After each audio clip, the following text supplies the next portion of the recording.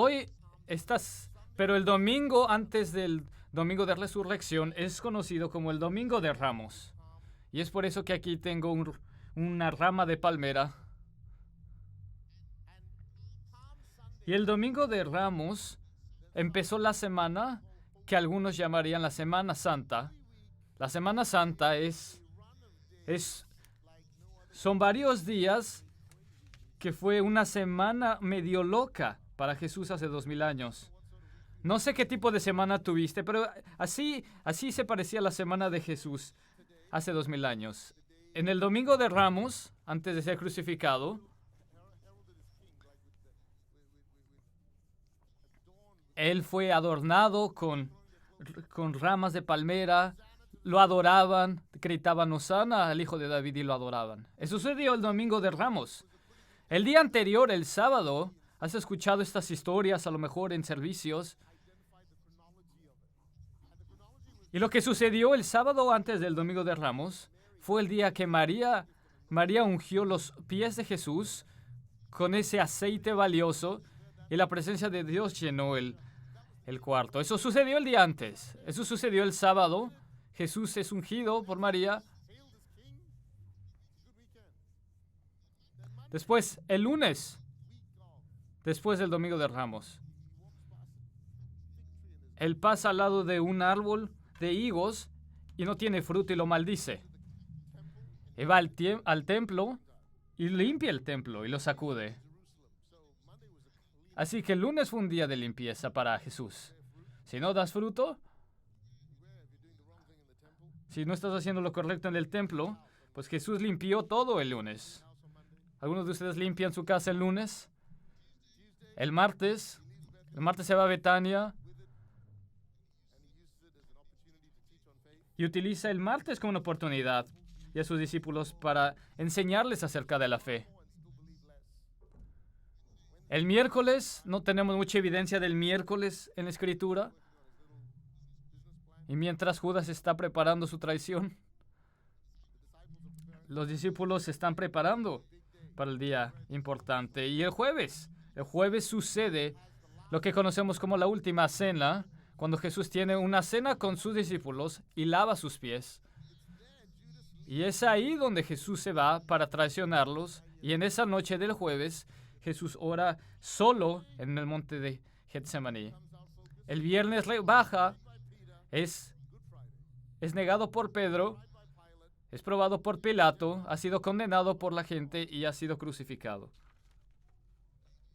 Y el día que Jesús murió, el viernes, el sábado la Escritura no dice mucho, pero el domingo en la mañana, una semana después del domingo de Ramos, se levantó de la muerte.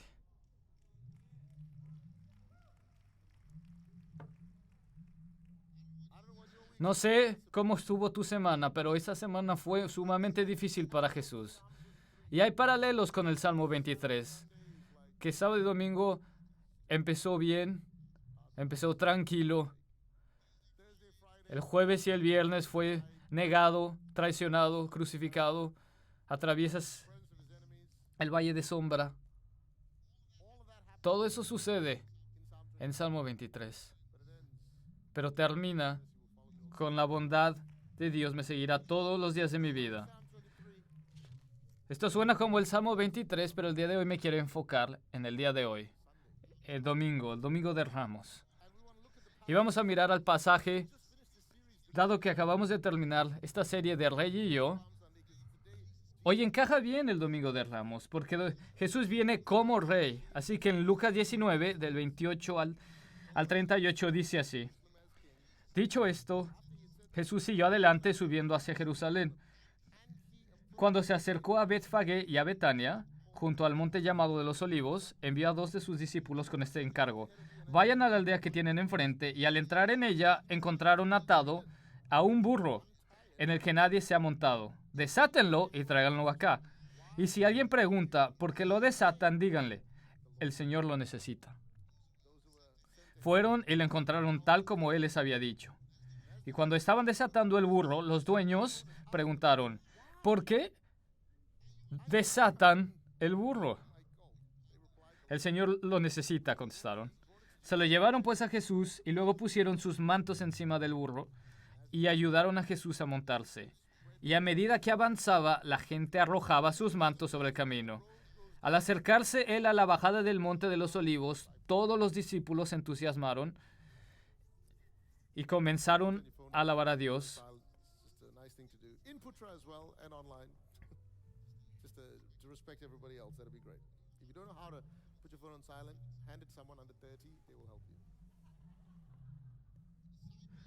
Y los discípulos se entusiasmaron y comenzaron a alabar a Dios por todos los milagros que habían visto. Y gritaban: bendito el Rey que viene en el nombre del Señor, paz en el cielo y gloria en las alturas. Bendito es el Rey que viene en el nombre del Señor. Bendito es el Rey. Mi mensaje esta mañana se titula: Arroja tu manto. Arroja tu manto. Arroja tu manto. Dile a tu vecino: arroja tu manto. Dile a tu otro vecino: arroja tu manto. Verás, este mensaje es un mensaje que viene del pasaje que sucedió este día hace miles de años.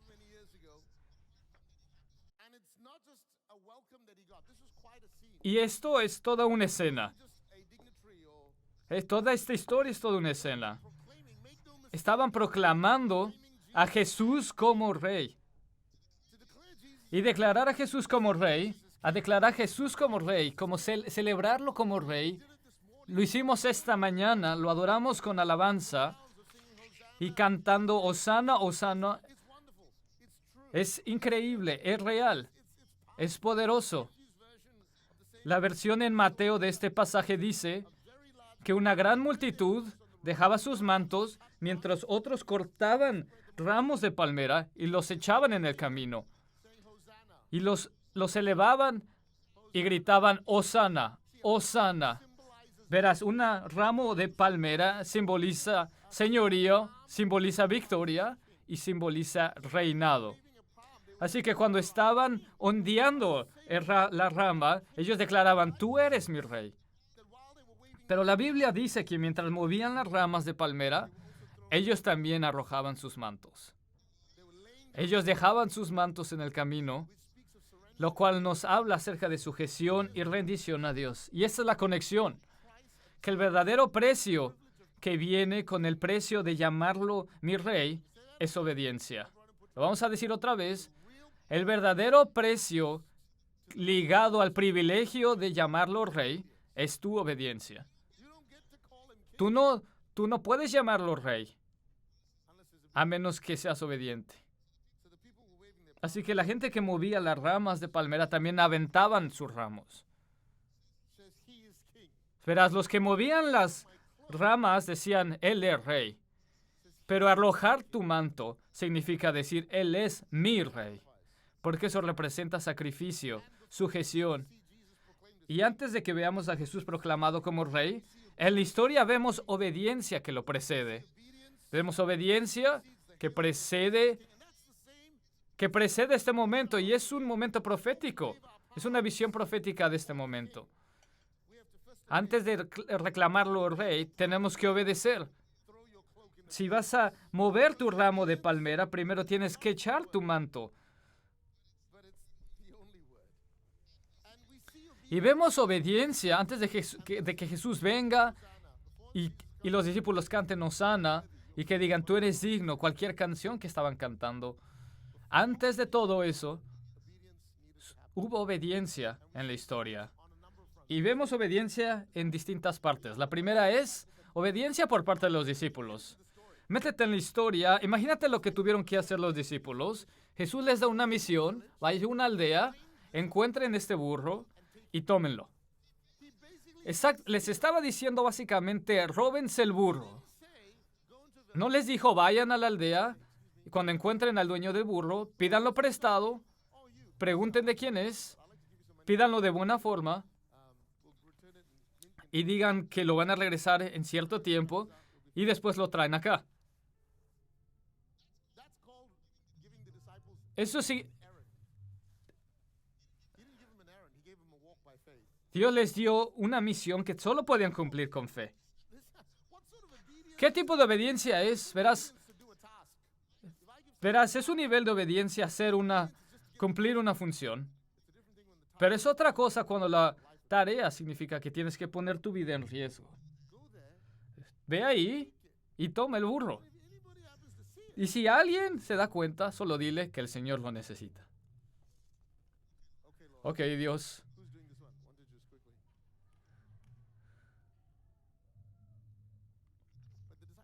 Pero los discípulos estaban acostumbrados a seguir a Jesús por fe. Ellos iban a los montes y seguían a Jesús a donde fuera por fe. Jesús solo les decía, solo hazlo. Estaban acostumbrados a encontrar un milagro en el camino. Porque verás, normalmente los milagros suceden en el proceso de la obediencia. ¿Alguno de ustedes ha estado muy nervioso de tu jefe que cuando te pide hacer algo, vas y lo haces, pero no tienes idea de lo que te está pidiendo? Tu jefe sabe lo que te pidió, pero tú no sabes.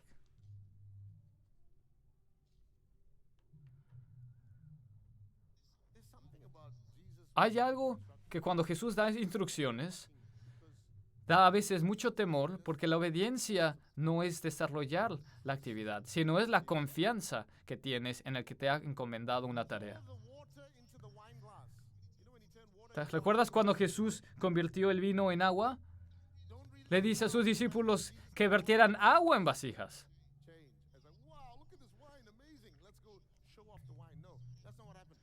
Jesús le dijo a los sirvientes, llenen las vasijas con agua.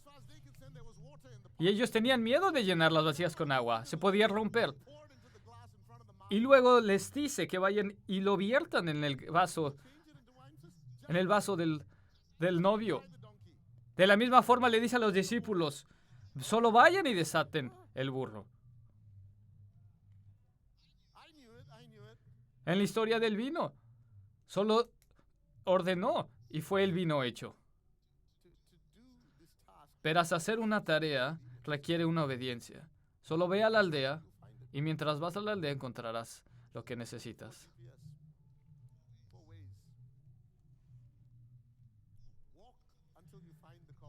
Camina hasta que encuentres el oro y luego regresa. Era básicamente lo que estaba diciendo Jesús. ¿Sabes? Dios me dijo que viniera a Malasia. Y la gente me decía, ¿qué estás haciendo? No sé. Estoy buscando un burro. Y encontré a Jai.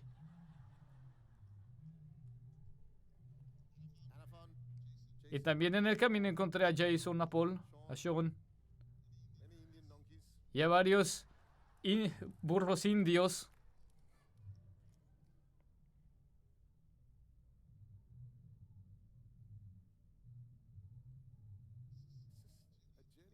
Es un peregrinaje de fe donde tienes que confiar. Tienes que ir y ver qué sucede y verás los testimonios que salen. Sabes, durante la pandemia dijimos, vamos a empezar un campus online.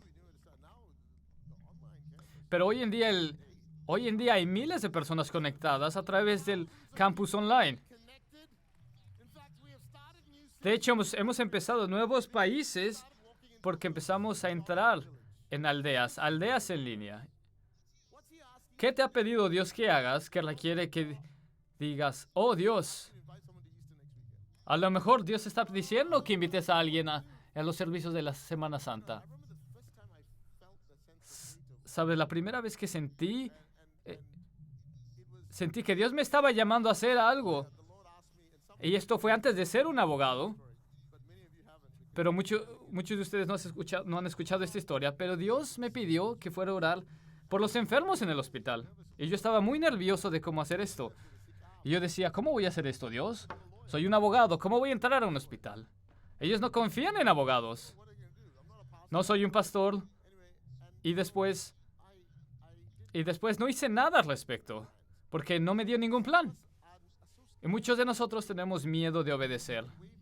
Antes de mover tu ramo, tienes que arrojar tu manto de miedo, de inseguridad. Tienes que estar deseoso de aventar tu manto, de querer controlar todo. Y cuando haces eso, te prometo que todo va a estar bien.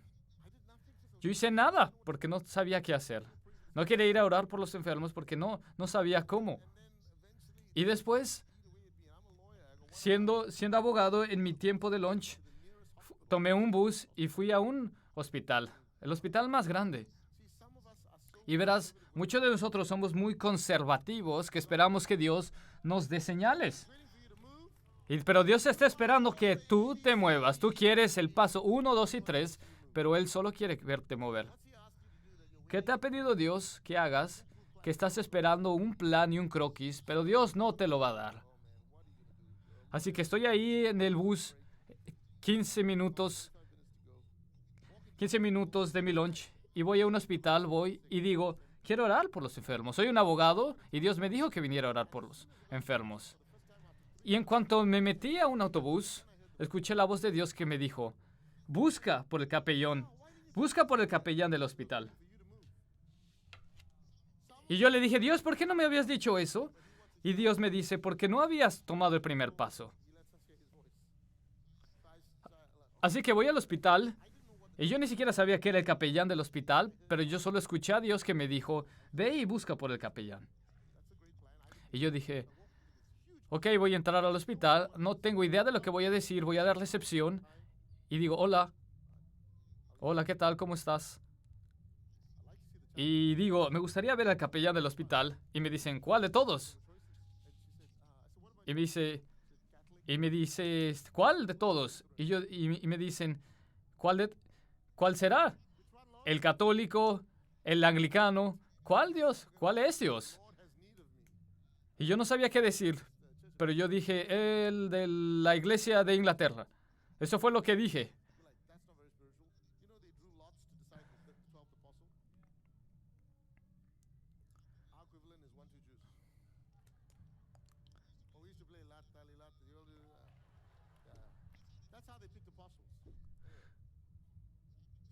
Así que elijo al capellán de la iglesia de Inglaterra y me dice, ¿te está esperando? Y le digo, no me está esperando, pero aún así quiero verlo.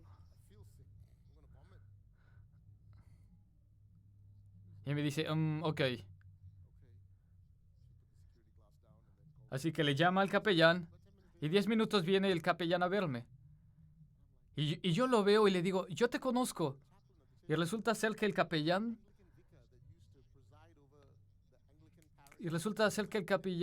era el capellán de otra historia a la cual yo iba cuando era más joven. Así que cuando lo veo, le digo, yo te conozco. Y me dice, yo he estado reemplazando al capellán principal, pero hoy es mi último día. Y yo me quedé impresionado al escuchar eso. Y yo dije, no sé cómo vas a tomar esto, pero Dios me ha pedido que venga a orar por los enfermos el día de hoy. Y me dice, lo bueno es que sé que no estás loco, conozco a tu familia, sé que no eres un terrorista. Pero 2 semanas después me hicieron a mí un capellán del hospital para ir y a orar por personas enfermas en el hospital como abogado, no como pastor. Pero tomó fe para que yo pudiese ir. Así que si Dios te dice ve, solo tienes que ir y verás un testimonio poderoso por parte de Dios. ¿Qué te ha pedido Dios que hagas que por miedo te ha reservado, que por miedo no ha sido? A lo mejor tienes que dejar tu manto de las opiniones de la gente, del qué dirán. En Putra, si Dios está en tu corazón, Dios va a llenar tu casa. Pero tienes que arrojar tus mantos de miedo y Dios te necesita. Y mucho de este camino se camina por fe. El libro que he escrito de Ready, Fire, Aim se trata de cómo caminar con Dios por fe. Pero los discípulos fueron obedientes. Y es por eso que tenemos Hosana. Dios está esperando obediencia de sus discípulos esta mañana. Discípulos que están dispuestos a levantarse, a ir a la aldea, ir a los valles, ir a tu ciudad y decir, ¿sabes qué? Estoy dispuesto a ir a desatar lo que Dios me ha dicho que desate. Pero no fueron los discípulos los únicos que fueron obedientes. El dueño o los dueños del burro fue obediente también. Imagínate, el dueño ve que extraños están desatando su burro. Y él no llamó a la policía.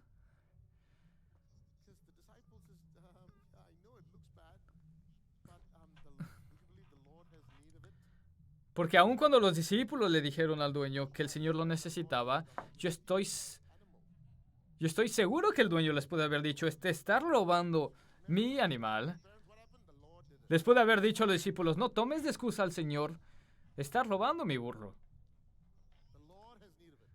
El Señor necesita mi burro, contestaron los discípulos.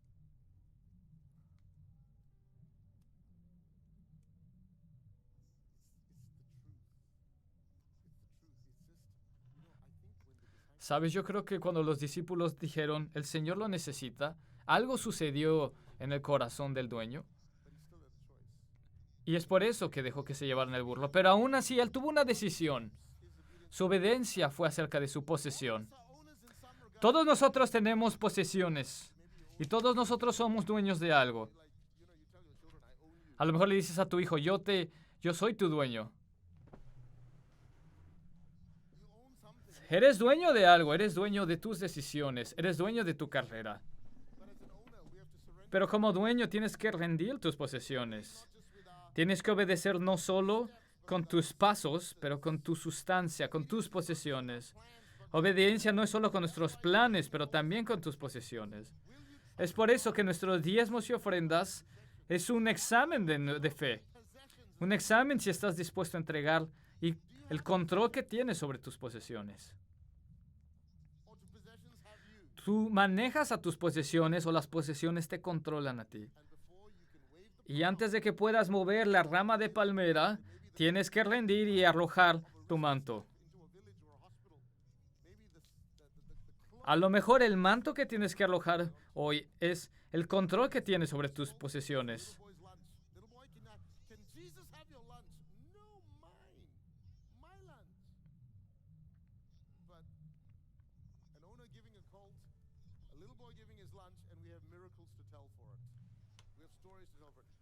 Yo me acuerdo la primera vez que el Señor me pidió que diera algo significante en mi vida. Y fue muy difícil para mí porque el primer año que trabajé como abogado, yo no ganaba mucho dinero. Y yo salvé después de un año de trabajo y después de dar mis diezmos y ofrendas, después de un año de trabajo solo tenía como $5,000 australianos, lo que ahorré de un año. Y yo me quería comprar mi primer teclado.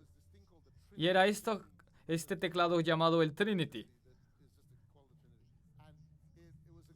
Y era un gran teclado y costaba $5,000. Así que todos mis ahorros del primer año de trabajo se fueron en mi teclado. Y yo lo disfruté por 4 meses. Porque después de 4 meses estaba pensando yo, esto es increíble, tengo mi teclado, puedo adorarte, puedo tocar, lo puedo disfrutar. Pero el Señor me dice, quiero que des tu teclado a ese hombre. Y ese hombre era un pastor en India. Y yo me acuerdo que cuando escuché al Señor diciéndome que diera el teclado, le dije, aléjate de mí, Satán. El diablo es un mentiroso. Yo te reprendo. Pero yo sabía que no era la voz del enemigo. Era la voz de Dios quien me estaba hablando. Y resulta ser que este pastor, su iglesia estaba orando por un teclado. Y resulta ser que el hombre había visto el mismo modelo de mi teclado en un catálogo y había estado orando por ese modelo. Y yo le dije a Dios, sí, pero es mi teclado. ¿Por qué de darle yo mi teclado? Y me costó trabajo y le dije, oh Dios, ¿por qué no le dices Dios a un millonario que vaya y le compre un teclado a este hombre? Era lo que yo le decía a Dios. Batallaba yo en mi mente, ¿por qué todos mis ahorros se han ido en este teclado y ahora quieres que lo dé?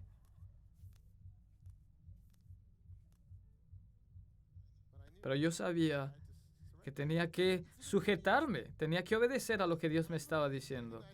E inclusive había yo comprado una funda para mi teclado porque mi idea era llevarme el teclado, viajar por el mundo con mi teclado. Pero resulta ser que la funda iba a ser para ponerlo ahí y dárselo al pastor de India. Así que fui a la casa del pastor, me abre la puerta, le digo hola, y él me ve y me dice, ¿qué es esto? Y yo le digo, es mi teclado. Y me dice, ¿para qué es este teclado? Él creyó que iba a tocar ahí con él. Pero yo le digo, el Señor me dijo que te lo diera. Y él cae al piso llorando. Y yo dentro de mí pensaba, solo di gracias. Pero fue un momento tan importante, porque ese teclado que yo tenía era el mismo teclado que su iglesia había estado orando por.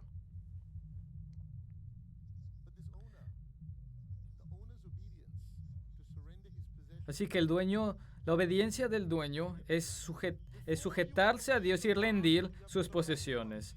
Así que antes de mover tu rama de palmera, tienes que rendir y arrojar tu manto. Pueden ser tus posesiones, tus planes, todo tienes que decir, Dios, todo es tuyo.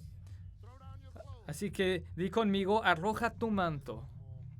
Arroja tu manto. Pero hay alguien más en la historia que también obedeció. Se habla de la obediencia del discípulo, de los discípulos, del dueño, pero también hubo obediencia del burro. El burro tuvo que obedecer. Los discípulos obedecieron, el dueño obedeció. Imagínate que un rey va a una granja y le dice, tú eres el dueño de la granja, quiero que sacrifiques una vaca porque yo soy el rey y quiero que lo hagas. Y de repente el dueño empieza a llorar. Y luego va con la vaca. ¿Qué crees que ha de pensar la vaca? De decir, ¿de qué estás llorando tú? ¿Por qué estás tú tan triste? Porque para ti yo soy tu posición, pero la vaca va a tener que morir, va a ser sacrificada.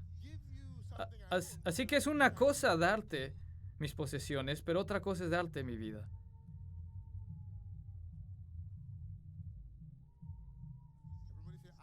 Todos digan, soy un discípulo, soy un dueño, pero también soy un burro. Dile a tu vecino, eres un burro. A los que están conectados en línea, dile, soy un burro. Todos somos discípulos dueños, pero al final del día somos burros también. Los discípulos rindieron sus planes, el dueño rindió sus posesiones y el burro rindió su propósito. Ese día tuvo un nuevo propósito. Y recuerdo el día que dejé mi profesión, que dejé ser abogado. Sabes, estaba yo contento de dejar posesiones, pero dejar de lado mi propósito, mi profesión fue otro nivel. Y por cierto, cuando le das tu propósito a Dios, no creas que todo va a terminar mal. Sabes, cuando yo quería ser pastor, la gente me decía, ¿qué te pasa? Vas a ser pobre. Tú eres abogado, mejor dale dinero a los ministerios. Acumula posesiones. Pero ¿por qué vas a dar tu propósito? Pero quiero decirte que cuando te dice soy un burro y permites que Jesús monte en ti y Él sea Señor en tu vida, tú serás bendecido. Pero nunca olvides que no importa qué bendecido seas, sigues siendo un burro. Imagínate en ese momento. Imagínate el burro viendo que algunos extraños lo están desatando. ¿Qué estará pasando por su cabeza? ¿Ha de estar, ¿dónde está mi dueño para que me defienda? Pero después se da cuenta que tiene el privilegio de llevar a Jesús. Y la procesión empieza. Él ve que mucha gente está moviendo ramos de palmera y lo están aventando a sus pies y arrojando sus mantos en el camino. Y este burro fue de estar atado ahí en algún lugar a toda una celebración. Y el burro ha de estar pensando, gracias, gracias. Estaba pensando el día de hoy, de hecho, si compraba un burro. Pero sabes, a veces se nos olvida que solamente somos burros. Las personas empiezan a exaltarte y empiezas a decir gracias, gracias. Pero luego necesitas que alguien venga y te diga, no eres tú, burro. No eres tú, burro. No olvides nunca, no importa qué bendecido seas, están adorando al que llevas. Están adorando al que va sobre ti. No importa qué bendito seas, no te están exaltando a ti, están exaltando a Dios. Cuando veas tu negocio multiplicar, recuerda que no te están exaltando a ti, están exaltando al que llevas dentro. Cuando la gente vea tu talento y tu habilidad, no te están exaltando a ti, están exaltando a que llevas dentro. Cuando la gente vea la gran familia que tienes, no te están exaltando a ti, burro, están exaltando al que llevas dentro. Cuando veas cómo Dios te está usando, la gente no te está exaltando a ti, está reconociendo al que llevas dentro.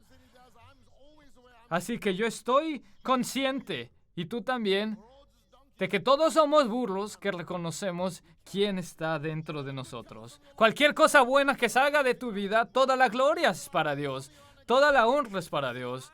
Y solo puedes decir, soy un burro y tengo que obedecer. Tengo el privilegio de llevar a Jesús dentro de mí. En mi vida, en mi familia, en mi trabajo, en todo lo que hago, de llevar a aquel que es digno de toda adoración. Así que cuando veo los ramos moviéndose y la gente arrojando el manto, yo recuerdo qué privilegio es llevar a Jesús dentro de mí.